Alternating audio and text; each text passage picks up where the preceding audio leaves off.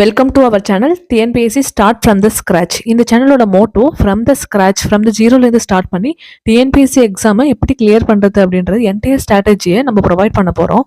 இந்த வீடியோவில் என்ன பார்க்க போகிறோம்னா, குரூப் 1, 2 and 4ல் ஜென்ரல் ஸ்டடீஸில் அழகு 1 பொது அறிவியல் அதோட வேர் டு ஸ்டடி, அதாவது ஸ்கூல் புக்ஸில் அந்த டாபிக் எங்கெல்லாம் கவர் ஆகுது அப்படின்றத பார்க்க போகிறோம்.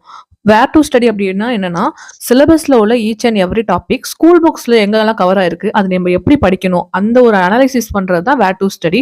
ஃபார் எக்ஸாம்பிள், இந்த சயின்ஸ் சிலபஸ்லேயே நீங்கள் பார்த்தீங்கன்னா, பேரண்டத்தின் இயல்பு அப்படின்ற ஒரு டாபிக் இருக்குன்னா, இது 6th கவர் ஆகுது, 7th கவர் ஆகுது, அந்த 8th, 9th, 11th ஸ்டாண்டர்டில் கவர் ஆகுது.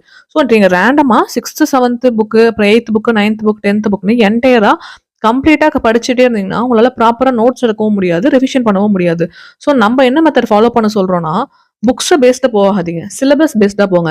சிலபஸில் உள்ள டாபிக், ஒரு டாபிக் எடுத்துட்டிங்கன்னா அது ஸ்கூல் புக்ஸில் என்டையராக எந்தெந்த ஸ்கூல் புக்ஸ்லாம் கவர் ஆயிருக்கு அப்படின்றத பார்த்து அந்த பேசிஸில் படிக்க ஸ்டார்ட் பண்ணி நோட்ஸ் எடுத்தீங்கன்னா ரிவிஷன் பண்ணவும் ரொம்ப யூஸ்ஃபுல்லாக இருக்கும். இந்த ஸ்ட்ராட்டஜி வந்து உங்களுக்கு ஒரு கிளாரிட்டியை கொடுக்கும்.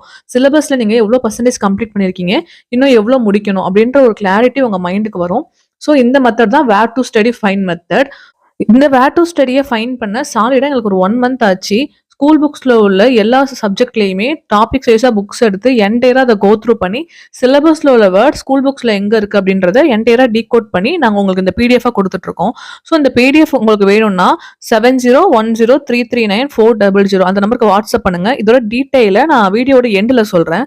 இப்போ நம்ம யூனிட் 1 அழகு 1 பொது அறிவியல் இதை பத்தி பார்க்கலாம். ஜென்ரல் சயின்ஸ்னு சொல்லுவாங்க. இது வந்து குரூப் 1 பொறுத்த வரையும் இதுல இருந்து 10 கேள்வி வரும். ஏன்னா குரூப் 1ல வந்து 175 கொஸ்டின்ஸ் வந்து பொது அறிவியல் என்ன கேட்பாங்க, டிகிரி ஸ்டாண்டர்ட் பட்டப்படிப்பு தரம். அதுவே குரூப் 2லயும் பட்டப்படிப்பு தரம் தான், ஆனா 75 கேள்விகள் தான் வரும். குரூப் 4ல 10ஆம் வகுப்பு வரை படிச்சா போதும்னு சொல்லியிருப்பாங்க, எஸ்எஸ்எல்சி ஸ்டாண்டர்ட்னு. அதுலயுமே 75 கேள்வி வரும்.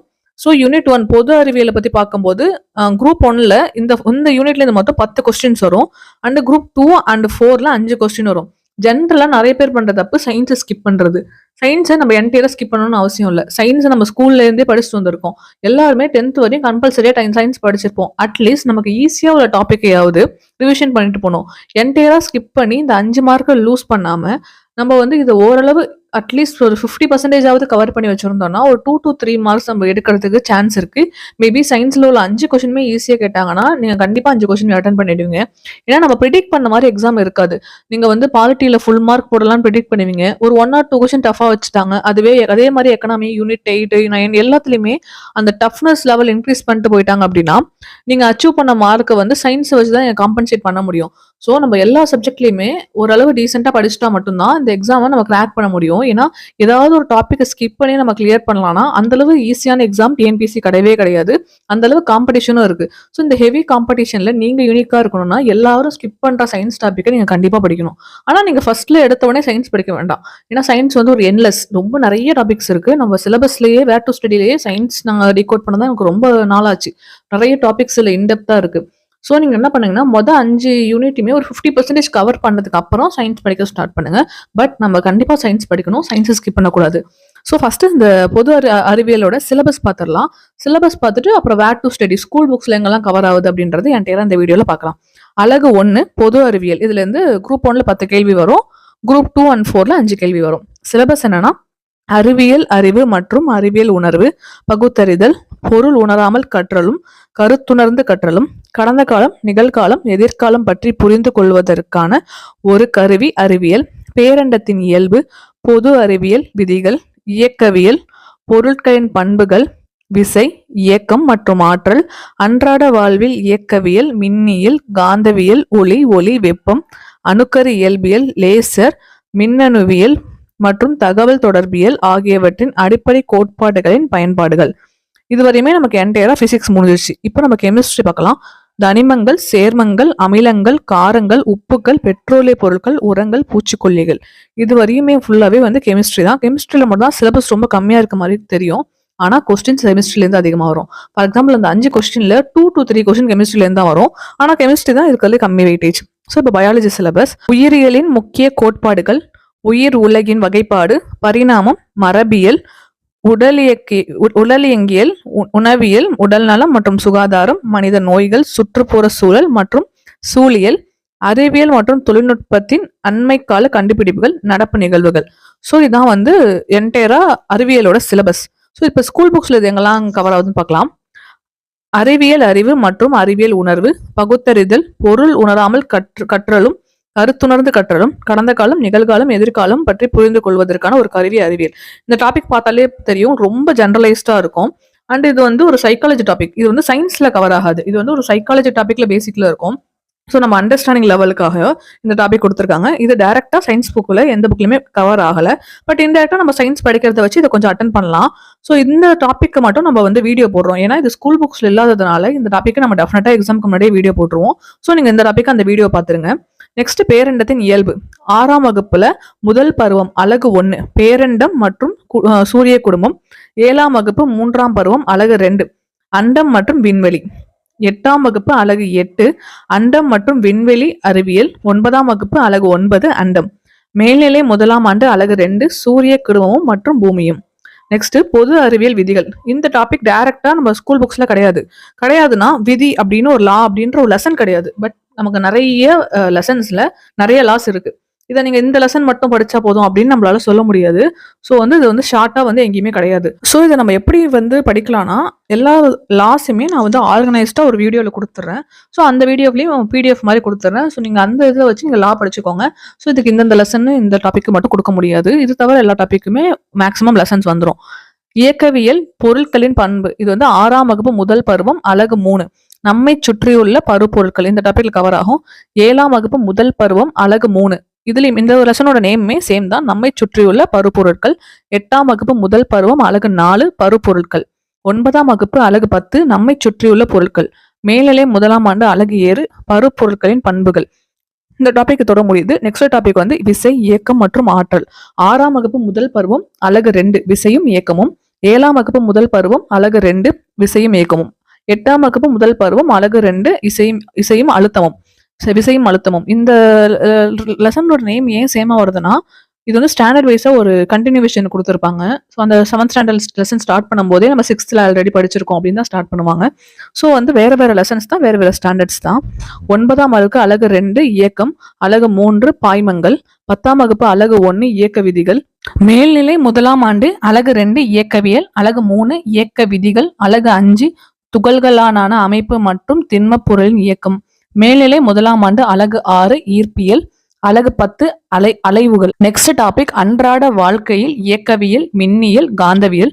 6ஆம் வகுப்பு 2ஆம் பருவம் அலகு 2 மின்னியல். 6ஆம் வகுப்பு 3ஆம் பருவம் அலகு 1 காந்தவியல். 7ஆம் வகுப்பு 2ஆம் பருவம் அலகு 2 மின்னோட்டவியல். 8ஆம் வகுப்பு அலகு 5 மின்னியல், அலகு 7 காந்தவியல். 9ஆம் வகுப்பு அலகு 4 மின்னூட்டமும் மின்னோட்டமும்.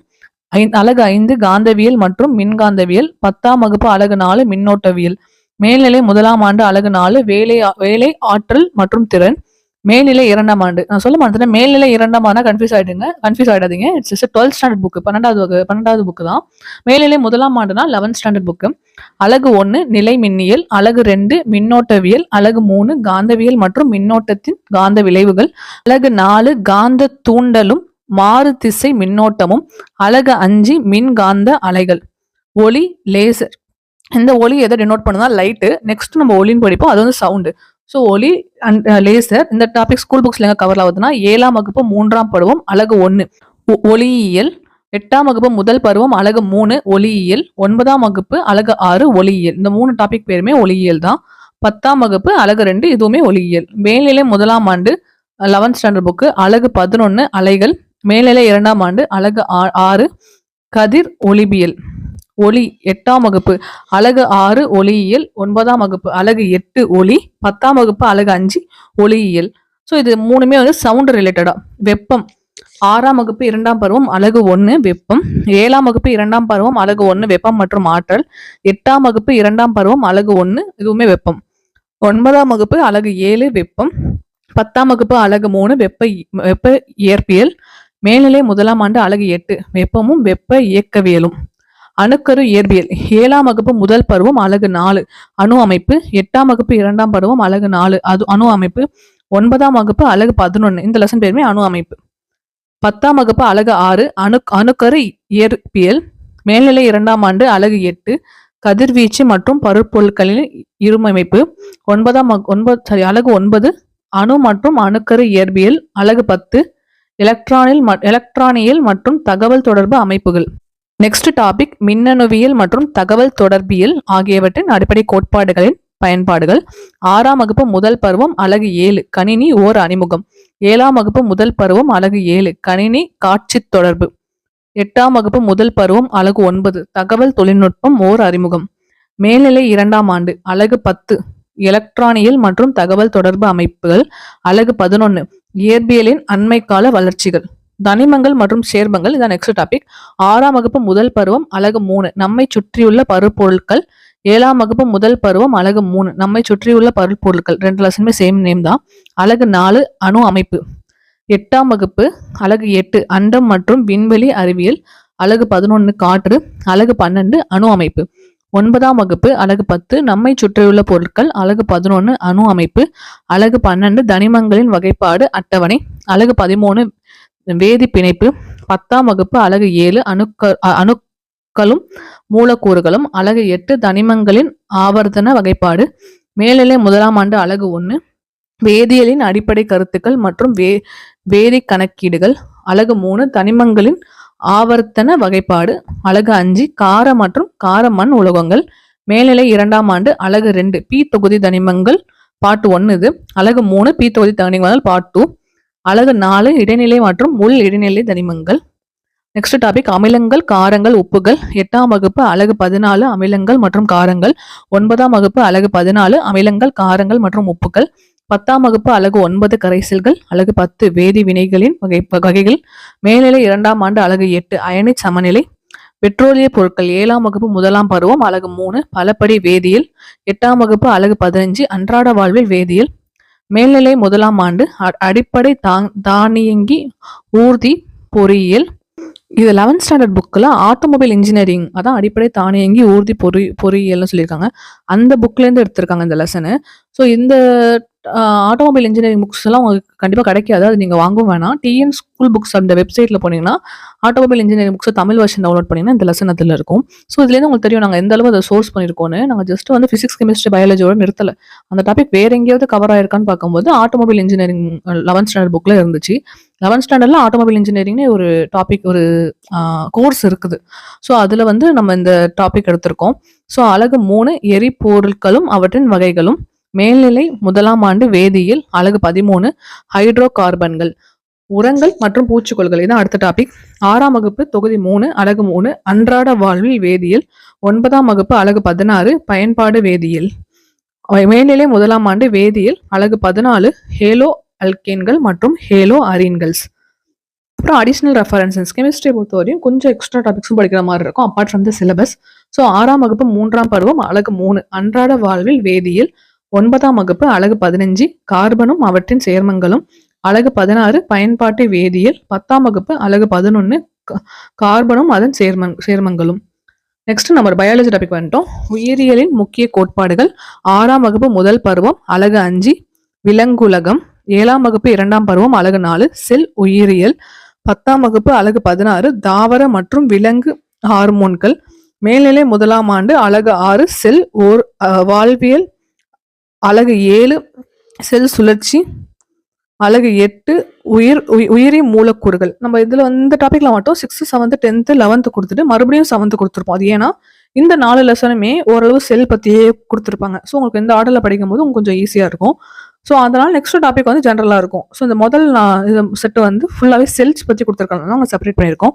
7ஆம் வகுப்பு முதல் பருவம் அலகு 5 தாவரங்களின் இனப்பெருக்கம். 8ஆம் வகுப்பு முதல் பருவம் அலகு 8 உயிரினங்களின் அமைப்பு நிலைகள். அலகு 18 உயிரினங்களின் ஒருங்கமைப்பு. 9ஆம் வகுப்பு அலகு 19 தாவர உலகம் தாவர செயலியல். 10ஆம் வகுப்பு அலகு 16 தாவர மற்றும் விலங்கு ஹார்மோன்கள். அலகு 17 தாவரங்கள் மற்றும் விலங்குகளின் இனப்பெருக்கம்.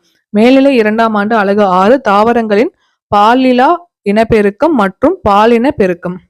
உயிர் உலகின் வகைப்பாடு. 6ஆம் வகுப்பு முதல் பருவம் அலகு 4 தாவர உலகம். அலகு 5 விலங்குலகம். 7ஆம் வகுப்பு 2ஆம் பருவம் அலகு 5 வகைப்பாட்டியலின் அடிப்படைகள். 8ஆம் வகுப்பு முதல் பருவம் அலகு 6 நுண்ணுயிரிகள். அலகு 7 தாவர உலகம். 9ஆம் வகுப்பு அலகு 17 விலங்குலகம். 10ஆம் வகுப்பு அலகு 17 தாவரங்கள் மற்றும் விலங்குகளின் இனப்பெருக்கம். மேல்நிலை முதலாம் ஆண்டு அலகு 1 உயிரி உலகம், அலகு 2 தாவர உலகம். மேல்நிலை முதலாம் ஆண்டு விலங்கியல், அலகு 1 உயிருலகம், அலகு 2 விலங்குலகம். பரிணாமம் 10ஆம் வகுப்பு அலகு 19 உயிரின் தோற்றமும் பரிணாமமும். மேல்நிலை 2ஆம் ஆண்டு விலங்கியல், அலகு 6 பரிணாமம். மரபியல் 10ஆம் வகுப்பு அலகு 18 மரபியல், அலகு 19 உயிரின் தோற்றமும் பரிணாமமும், அலகு 20 இனக்கலப்பு மற்றும் உயிர் தொழில்நுட்பவியல். மேல்நிலை 2ஆம் ஆண்டு விலங்கியல் zoology 12th standard zoology book, அலகு 4 மரபு கடத்தல் கொள்கைகள் மற்றும் மாறுபாடுகள், அலகு 5 மூலக்கூறு மரபியல், அலகு 10 உயிர் தொழில்நுட்பவியலின் பயன்பாடுகள். மேல்நிலை 2ஆம் ஆண்டு தாவரவியல், அலகு 2 பாரம்பரிய மரபியல், அலகு 3 குரோமோசோம் அடிப்படையிலான பாரம்பரியம், அலகு 4 உயிரி தொழில்நுட்பவியல் நெறிமுறைகளும் செயல்முறைகளும், அலகு 5 தாவர திசு வளர்ப்பு. நெக்ஸ்ட் டாபிக் உடல் இயங்கியல் 6ஆம் வகுப்பு 2ஆம் பருவம் அலகு 6 மனித உறுப்பு மண்டலம். இந்த ஃபுல் லெசன் படிக்க வேணாம், 6.4 6.5 மட்டும் படிச்சா போதும். 10ஆம் வகுப்பு அலகு 14 தாவரங்களின் கடத்துதல் மற்றும் விலங்குகளின் சுற்றோட்டம். இந்த லெசனே நீங்க என்டையரா படிக்கணும்னு அவசியம் இல்லை. 14.12 14.18 இந்த 2 டாபிக் மட்டும் படிச்சா போதும். மேல்நிலை முதலாம் ஆண்டு உயிரியல் விலங்கியல், அதாவது பயாலஜி சுவாலஜி, அலகு 5 இது சிரித்தல்னு இருக்கு, அது செரித்தல்னு மாத்திக்கோங்க. அலகு 5 அலகு 6 சுவாசம், அலகு 7 உடல் திரவங்கள் மற்றும் சுற்றோட்டம், அலகு 8 கழிவு நீக்கம். 8ஆம் வகுப்பு 2ஆம் பருவம் அலகு 6 வளரிளம் பருவமடைதல். மேல்நிலை முதலாம் ஆண்டு உயிரியல் விலங்கியல், அலகு 11 வேதிய ஒருங்கிணைப்பு. 9ஆம் வகுப்பு அலகு 20 விலங்குகளின் உறுப்பு மண்டலங்கள். 10ஆம் வகுப்பு அலகு 13 உயிரினங்களின் அமைப்பு நிலைகள், அலகு 16 தாவர மற்றும் விலங்கு ஹார்மோன்கள். 16.2 14.2.7 அந்த டாபிக் மட்டும் படிச்சா போதும். அலகு 17 தாவரங்கள் மற்றும் விலங்குகளின் இனப்பெருக்கம். 17.7 மேல்நிலை 2ஆம் ஆண்டு அலகு 1 உயிரிகளின் இனப்பெருக்கம், அலகு 2 மனித இனப்பெருக்கம், அலகு 3 இனப்பெருக்க நலன். நெக்ஸ்ட் டாபிக் உணவியல் உடல் நலம் மற்றும் சுகாதாரம் மனித நோய்கள். 6ஆம் வகுப்பு முதல் பருவம் அலகு 6 உடல் நலமும் சுகாதாரமும். 7ஆம் வகுப்பு முதல் பருவம் அலகு 6 உடல் நலமும் சுகாதாரமும். 9ஆம் வகுப்பு அலகு 21 ஊட்டச்சத்து மற்றும் ஆரோக்கியம். 10ஆம் வகுப்பு அலகு 21 உடல் நலம் மற்றும் நோய்கள். மேல்நிலை முதலாம் ஆண்டு விலங்கியல், அலகு 5 செரித்தல். அப்புறம் மேல்நிலை 2ஆம் ஆண்டு அலகு 7 மனித நலம் மற்றும் நோய்கள், அலகு 8 நோய் தடை காப்புகள், அலகு 9 மனித நலனில் நுண்ணுயிரிகள். சுற்றுப்புற சூழல் மற்றும் சூழியல் இதான் நெக்ஸ்ட் டாபிக். 6ஆம் வகுப்பு 2ஆம் பருவம் அலகு 4 காற்று. 6ஆம் வகுப்பு 3ஆம் பருவம் அலகு 2 நீர், அலகு 4 நமது சுற்றுச்சூழல். 8ஆம் வகுப்பு 2ஆம் பருவம் அலகு 3 காற்று. 9ஆம் வகுப்பு அலகு 24 சூழ்நிலை அறிவியல். 10ஆம் வகுப்பு அலகு 22 சுற்றுச்சூழல் மேலாண்மை. மேல்நிலை 2ஆம் ஆண்டு விலங்கியல், அலகு 11 உயிரினங்கள் மற்றும் இனக்கூட்டம், அலகு 12 உயிரிய பல்வகைத்தன்மை மற்றும் அதன் பாதுகாப்பு, அலகு 13 சுற்றுச்சூழல் இடர்பாடுகள். மேல்நிலை 2ஆம் ஆண்டு தாவரவியல், அலகு 6 சூழ்நிலையில் கோட்பாடுகள், அலகு 7 சூழ் மண்டலம், அலகு 8 சுற்றுச்சூழல் பிரச்சனைகள். நெக்ஸ்ட் டாபிக் அறிவியல் மற்றும் தொழில்நுட்பத்தின் அண்மை கால கண்டுபிடிப்புகள். இந்த டாபிக் எல்லாம் என்டையராகவே நம்ம கரண்ட் அஃபேர்ஸ் பேஸ் பண்ணி படிக்கிற மாதிரி இருக்கும். ஸோ இந்த டாப்பிக்கும் நம்ம ஃபியூச்சரில் வீடியோ போடுவோம். எக்ஸாமுக்கு ஃபியூ டேஸ்க்கு முன்னாடி வீடியோ ஃபுல் அப்டேட்டோட போடுவோம். ஸோ அதை நீங்கள் வாட்ச் பண்ணிக்கோங்க. எந்தெந்த டாபிக் எல்லாம் ஸ்கூல் புக்ஸில் இல்லையோ அதை நம்ம டெஃபினட்டாக வீடியோ போடுவோம். நீங்கள் பார்த்துருப்பீங்க சயின்ஸ் கூட நம்ம இவ்வளோ டீட்டெயிலாக இன்டெப்த்தாக ஸ்கூல் புக்ஸில் ஈச் அண்ட் எவ்ரி டாபிக் நம்ம கவர் பண்ணியிருக்கோம். ஸோ இந்த பிடிஎஃபை மேக் பண்ண சாலிடாக எங்களுக்கு 1 month ஆச்சு. ஸோ நாங்கள் வந்து இந்த பிடிஎஃப்க்கு மினிமமாக சார்ஜ் பண்ணுறோம். இந்த பிடிஎஃப் உங்களுக்கு வேணும்னா kindly WhatsApp to this number 7010339400. இந்த பிடிஎஃபோட காஸ்ட் வெரி வெரி மினிமம். நம்ம ஒரு காஃபி குடிக்கிறத விட இதோட ரேட் ரொம்ப கம்மி. ஸோ நீங்கள் இந்த நம்பருக்கு வாட்ஸ்அப் பண்ணி இந்த பிடிஎஃப் வாங்கிக்கோங்க. ஏன்னா நம்ம ஆர்கனைஸ்டாக படிக்கிறது, கரெக்ட் வேல படிக்கிறது ரொம்ப முக்கியம். ஸோ ரேண்டமாக படித்து நம்ம நிறைய நேரம் படித்து நம்ம எனர்ஜியை வேஸ்ட் பண்ணாலும் அது எக்ஸாமுக்கு எவ்வளோ தூரம் ரெலவெண்ட்டாக இருக்குன்னு நமக்கு தெரியாது. ஸோ இந்த மெத்தடில் நீங்கள் படிச்சிங்கன்னா ஒரு எக்ஸாம் ரிலவெண்டடாக உங்களுக்கு ஒரு கரெக்டான வேலை உங்களுக்கு கொண்டு போகும். ஸோ நீங்கள் இந்த ரிசர்ச் பண்ணணும்னா உங்களுக்கு ஒரு 1 month டைம் வேஸ்ட் ஆகும். ஸோ நாங்கள் உங்கள் ஒரு 1 month டயத்தை உங்களுக்கு நாங்கள் சேவ் பண்ணி கொடுத்துருக்கோம். ஸோ இந்த பிடிஎஃப் வேணும்னா kindly WhatsApp to the number. Again அந்த நம்பர் சொல்கிறேன் 7010339400. ஃபைனலி தேங்க்யூ ஃபார் வாட்சிங்.